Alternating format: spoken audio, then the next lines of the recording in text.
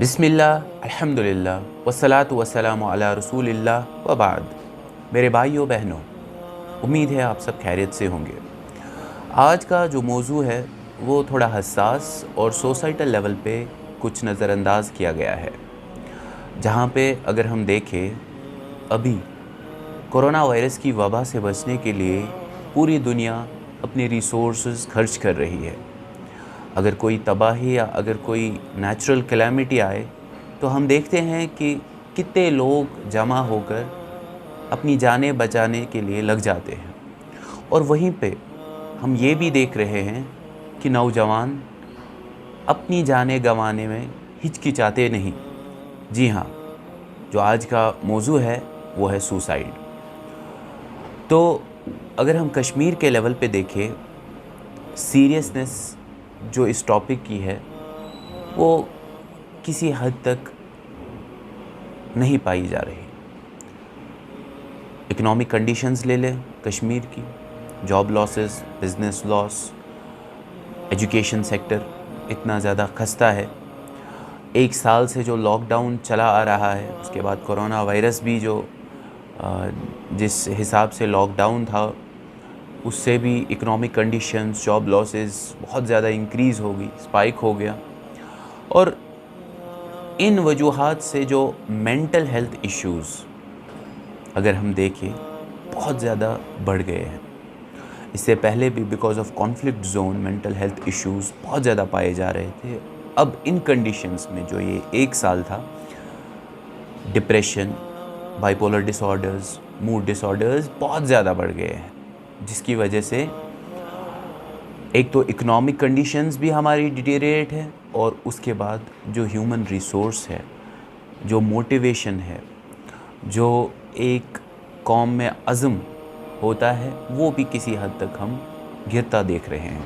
अब इन हालात में हम क्या करें जहाँ पे उम्मीद की कोई किरण नज़र नहीं आती, बहुत ज़्यादा अनएम्प्लॉयमेंट है, कोई रे ऑफ होप नहीं है।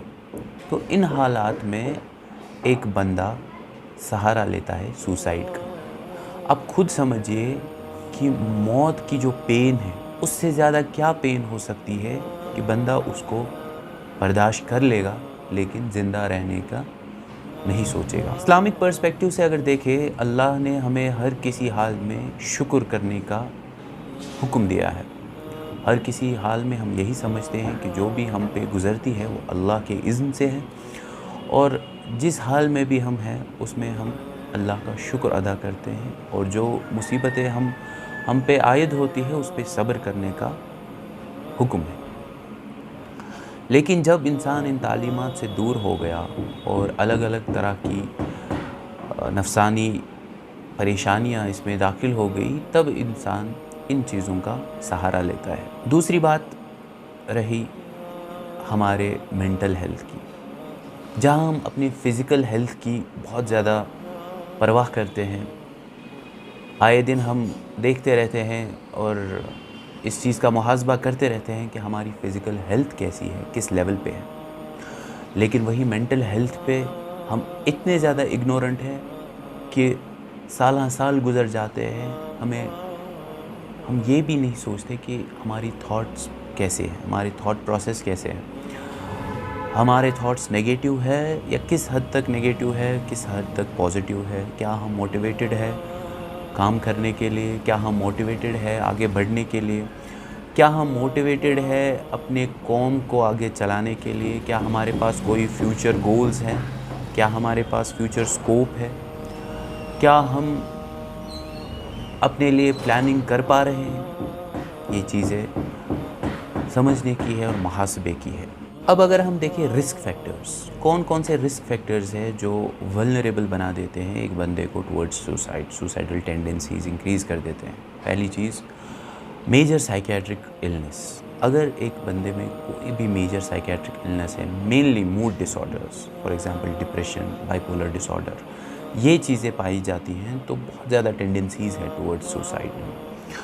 उसके बाद सब्सटेंस अब्यूज़ जो अब देख रहे हैं, जिस पे बहुत सारे NGOs काम कर रहे हैं, बहुत लोकल लेवल पे भी बहुत सारे लोग काम कर रहे हैं। कितनी ज़्यादा तादाद बढ़ गई है इन चीज़ों की हम बखूबी जानते हैं, और इससे भी सुसाइडल टेंडेंसी बहुत बढ़ रही है। मेनली अगर हम देखें अल्कोहल अब्यूज़, फैमिली हिस्ट्री अगर हम देखें, फैमिली में कोई है जिसने सुसाइड किया है या सुसाइडल टेंडेंसीज़ है, वल्नरेबिलिटीज़ पाई जाती है, तो ये चीज़ भी इस चीज़ का एक रीज़न हो सकती है।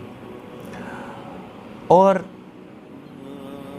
डेथ ऑफ लाउड वंस या कोई इम्पोर्टेंट रिलेशनशिप हो, वो ख़त्म हो जाना, उसकी वजह से भी सुसाइडल टेंडेंसीज़ पाई जाती है। अभी इस हालत में एम्प्लॉयमेंट लॉस, सेल्फ़ एस्टीम है वो ख़त्म हो जाता है, वो भी एक रीज़न है क्यों सुसाइडल टेंडेंसीज़ बहुत ज़्यादा बढ़ रही हैं। तो अगर हम अपने फ्रेंड्स, फैमिलीज़ या खुद में भी एक मुहासबा करें और देखें कि क्या चीज़ें हैं, कौन से सिम्टम्स हैं जो इनमें पाए जाते हैं। पहली चीज़, they will withdraw from you, from whole family, they will be alone, they will prefer to be alone in a room, you will always see them as sad persons.